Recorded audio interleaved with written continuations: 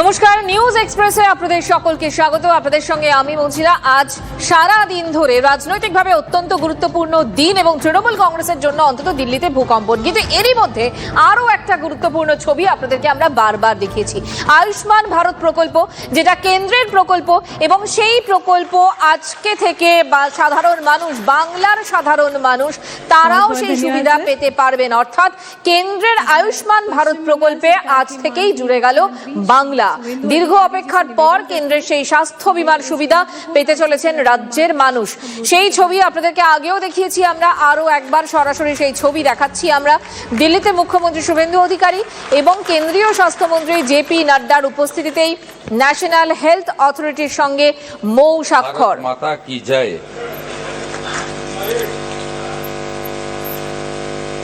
माननीय भारत सरकार की लोकप्रिय मंत्री, खास करके पश्चिम बंगाल में जो परिवर्तन आया है और जो पश्चिम बंगाल का विकास और प्रगति के लिए देश की साथ पश्चिम बंगाल सरकार को जोड़ने के लिए जो जिम्मेदारी मुझे मिला है, उसके लिए जिसका बहुत बड़ा रोल है मेरा बड़ा दादा जगत प्रकाश नड्डा जी, मैं मेरा दिल से उनको वंदन करता हूं, आभार प्रकट करता हूं। भारत सरकार की राज्य मंत्री हमारी दीदी सम्मानिया अनुप्रिया पटेल जी, मैं उनको स्वागत करता हूं और नमस्कार करता हूं on behalf of West Bengal government. हमारी भारत सरकार की स्वास्थ्य सचिव माननीय पुण्या सलीला जी, मैं उनको धन्यवाद देता हूं। हमारी सरकार का 1 महीना पूरा नहीं हुआ, 9 तारीख 1 महीना पूरा होने वाला है।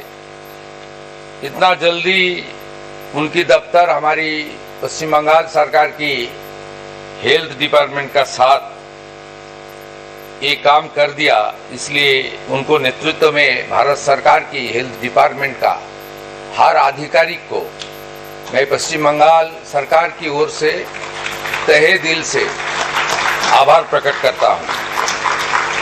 हमारी चीफ सेक्रेटरी, जिन्होंने बंगाल सरकार का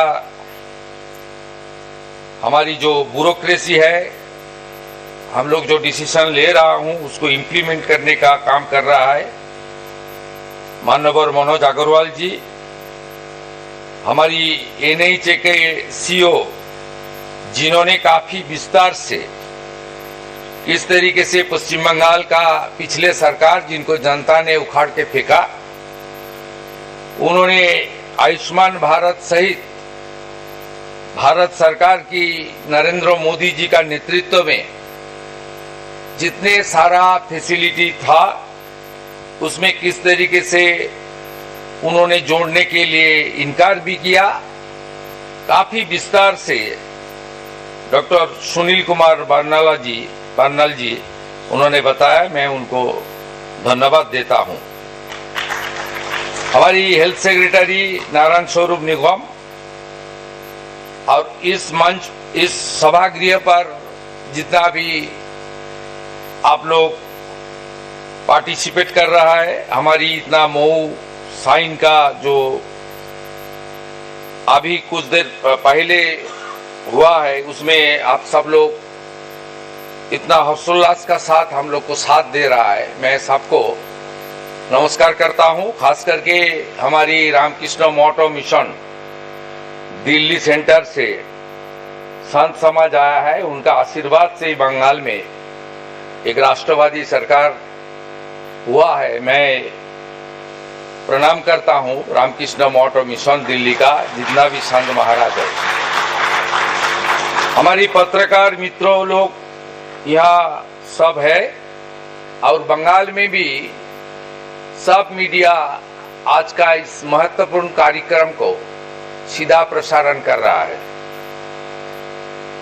एक प्रोग्राम कलकत्ता में भी हो सकता था, लेकिन माननीय नड्डा जी उन्होंने इस प्रोग्राम में देश की राजधानी में करने का साथ इसका इम्पोर्टेंस इतना उन्होंने बढ़ा दिया, इसलिए मैं नड्डा जी को आभारी हूं। अब सबको मालूम है 2018 23 सितंबर झारखंड का कैपिटल रांची से विश्व के सबसे लोकप्रिय नेता हमारी देश के प्रधानमंत्री नरेंद्र मोदी जी इस कर्मसूची को देशवासी के लिए शुरू किया था, लेकिन 3 स्टेट इनकार कर दिया, ये यहां नहीं चलेगा। ये सब कौन था? एक उड़ीसा था जो 2024 में जनता ने उनको टाटा बाई बाई कर दिया। दूसरा प्रदेश था दिल्ली, उसको भी दरवाजा दिखा दिया, जाओ भाई भागो। बाकी एक ही स्टेट था पश्चिम बंगाल, वहां भी वहां का जनता जनार्दन ने ये जो विकास विरोधी सरकार थे उसको खत्म कर दिया। हमारी देश को जो लोकतंत्र की परंपरा है उसको मजबूत भी किया है और विकास प्रगति डबल इंजन का सरकार वहां बनाया। अनुप्रिया दीदी ने सब बता दिया डिटेल्स में। मनोज अग्रवाल जी ने कैसे बंगाल में इसका बेनिफिट मिलेगा वो आंकड़ा का साथ उन्होंने बता दिया। मैं केंद्रीय स्वास्थ्य दफ्तर का साथ हमारी इस 1 महीने के अंदर लोकप्रिय मंत्री नड्डा जी का गाइडेंस में क्या क्या काम हम लोग डिस्कशन किया और जमीन में उतारने का काम किया, उसमें ऊपर 2-4 बिंदु रखना चाहता हूं। कुछ दिन पहले हम लोग एक वर्चुअल किया। हमारी लोकप्रिय स्वास्थ्य मंत्री जी ने हम लोग को बताया कि नेशनल हेल्थ मिशन, इसमें पिछले 2 आर्थिक वर्ष में बंगाल सरकार कोई काम भी नहीं किया। जो गाइडलाइन यहां से भारत सरकार भेजा था वो भी लागू नहीं किया। ये लोग का सोच जो पिछले वाला थी, उनका सोच आप समझ लीजिए। आयुष्मान मंदिर लिखा हुआ था, बोलो मंदिर क्यों लिखा गया, नहीं करूंगा। सोच किस तरीके से थी।